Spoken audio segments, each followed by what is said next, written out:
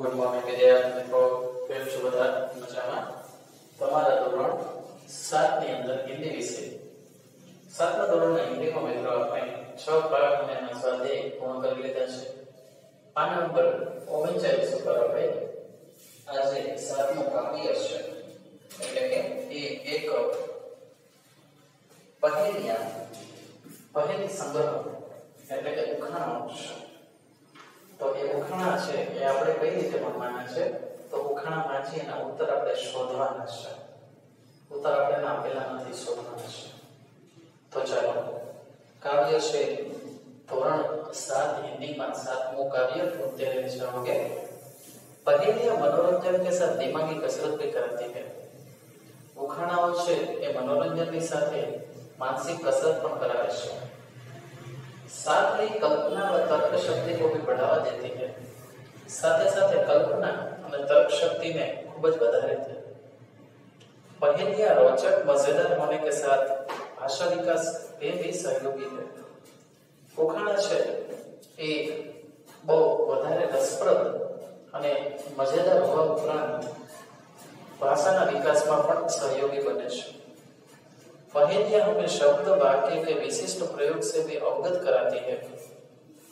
उखाणा આપણને શબ્દ અને વાક્યના વિશિષ્ટ પ્રયોગથી પણ अवगत करावे છે, એટલે એની જાણ કરાવે છે। ऐसे ही कुछ पहेलियां यहाँ पर दी गई हैं। આવી જ અમુક જે ઉખાણા છે અહીંયા દેવામાં આવેલા છે।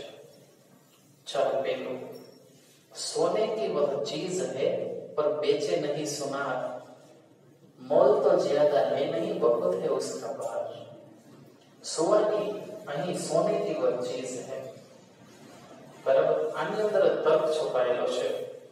सोने की वह चीज છે એટલે સોની જે વસ્તુ છે પણ સોની નથી વેચતો, એનો મોલ તો જ્યાદા એટલે મૂલ્ય વધારે નથી પણ ભાર વધારે છે।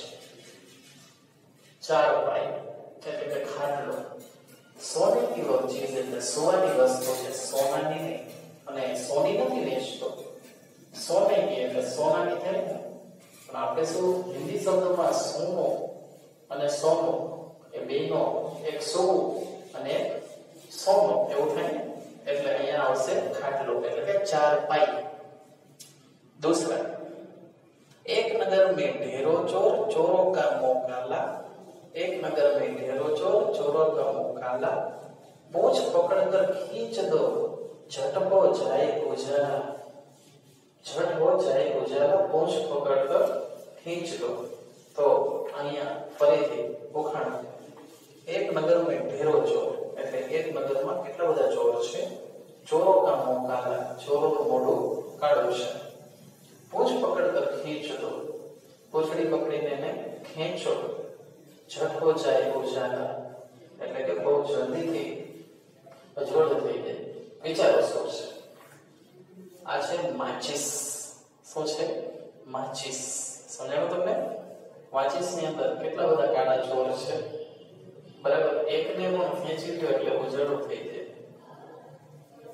ચાલો, पानी मेरा बाप पानी ही मेरा बेटा, मुंह ऊपर करके देखो मैं सबके ऊपर लेटा। पानी છે એ જ મારો બાપ છે, પાણી છે એ મારો દીકરો છે, મોટો ઉપાડીને જો मैं सबके ऊपर लेटा, તો એ તો હશે ઉપર જ ને મિત્રો। તો પાણી કોની અંદર હોય? ઉપર વાદળું, બાદલ, સમજાણું? બાદલ એટલે કે વાદળા। तो 3 ઉખાણા જોઈએ। ચોથો, खुली रात में मैं पैदा होती हरी घास पर सोती हूँ, खुली रात में पैदा होती हरी घास पर सोती हूँ, मोती जैसे मूरत मेरी बादल की मैं पोती हूँ, मोती जैसी मूरत मेरी बादल की मैं पोती हूँ। तो અહીંયા આવે શું? ઝાકળ। શું આવે? ઝાકળ એટલે કે ઓસ। હિન્દી ભાષામાં ઓસ એટલે ઝાકળ, તો અહીં ઓસ એવું આવશે। પછી इधर की बात उधर में करता, उधर की इधर में बताता, चुगलखोर पर कहना कोई सबके काम में आता। बराबर, અહીંયાની વાત ક્યાં કરે? ત્યાંની વાત અહીંયા કરે, પણ અહીંયા ચુગલીખોર ના કહેવાય, એને બધાયના કામમાં આવે તે લખવાનું। શું છે? ટેલિફોન. બરાબર છે? पांचवा,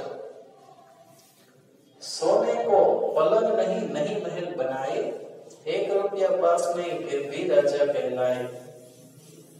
सिंह, शेर।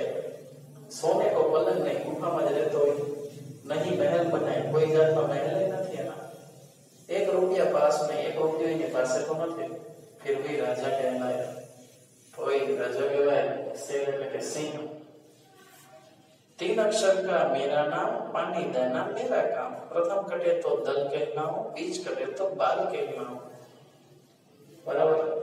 तो बादल, बा काढी नाखी तो दल थाय। बराबर?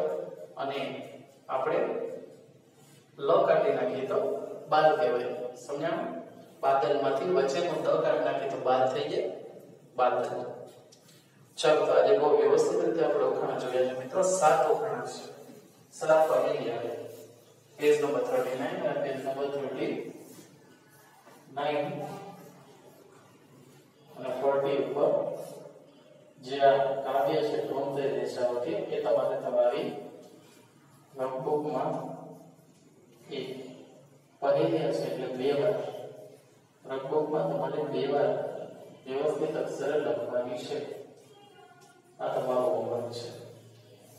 બરાબર છે? પોતાને મિત્રો ચાલો તો હવે મળશે આવતા નેક્સ્ટ વિડીયોમાં। ત્યાં સુધી બધા જ મિત્રો ઘરે રહો, સુરક્ષિત રહો। Thank you.